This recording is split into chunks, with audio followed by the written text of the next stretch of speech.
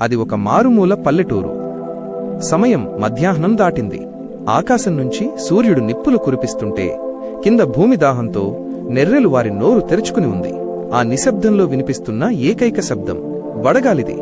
అటువంటి బీడుభూముల్లో ఎండమావుల మధ్య ఒక మనిషి కనిపిస్తున్నాడు.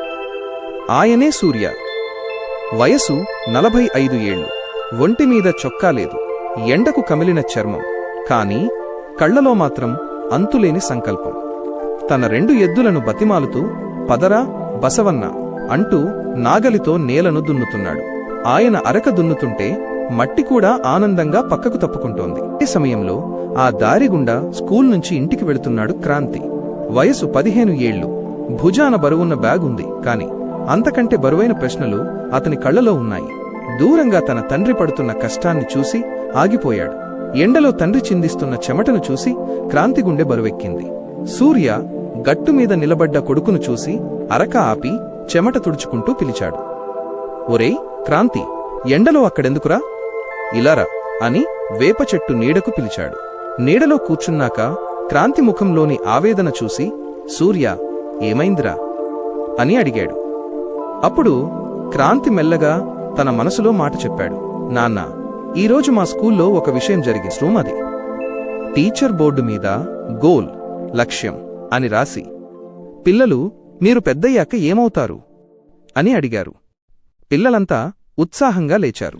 నేను డాక్టర్ అవుతా, లాయర్ అవుతా, సాఫ్ట్వేర్ ఇంజనీర్ అవుతా, పోలీస్ అవుతా అని ఎవరికి నచ్చింది వాళ్ళు గొప్పగా చెప్పుకున్నారు. చివరికి క్రాంతి వంతు వచ్చింది. వాడు లేచి నిలబడి చాలా స్థిరంగా సార్, నేను రైతునవుతాను అన్నాడు.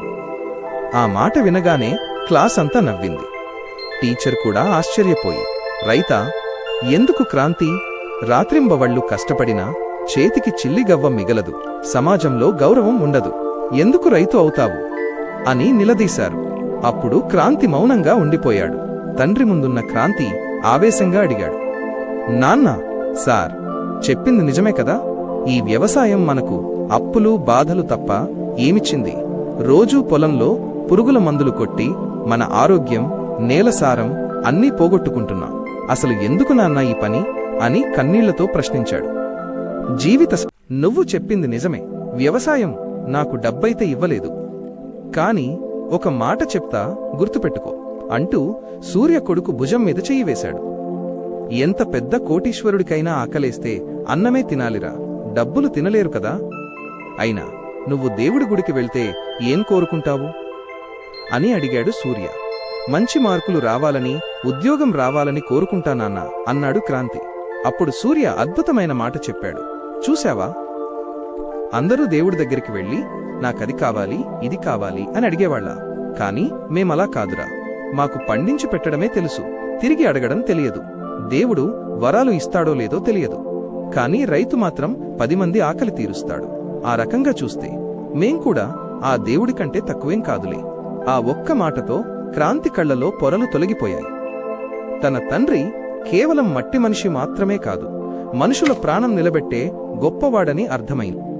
క్రాంతి తన తండ్రి చెప్పిన మాటల్నే టీచర్తో అన్నాడు. సార్, నేను దేవుడిలా వరాలివ్వకపోయినా పర్లేదు, మా నాన్నలా అందరికీ అన్నం పెట్టే మనిషిగా ఉంటాను. దేశానికి డాక్టర్లు, ఇంజనీర్లు ఎంత అవసరమో వాళ్లందరికీ అన్నం పెట్టే రైతు అంతకంటే ఎక్కువ అవసరం. ఆ మాట వినగానే క్లాస్రూమ్ మొత్తం నిశ్శబ్దమైంది. ఇందాక హేళన చేసిన టీచర్ కళ్లద్దాలు తీసి కళ్ళు తుడుచుకున్నారు. పిల్లలందరూ లేచి నిలబడి చప్పట్లు కొట్టారు. జై కిసాన్ అనే నినాదం ఆ గదిలో మారుమోగింది.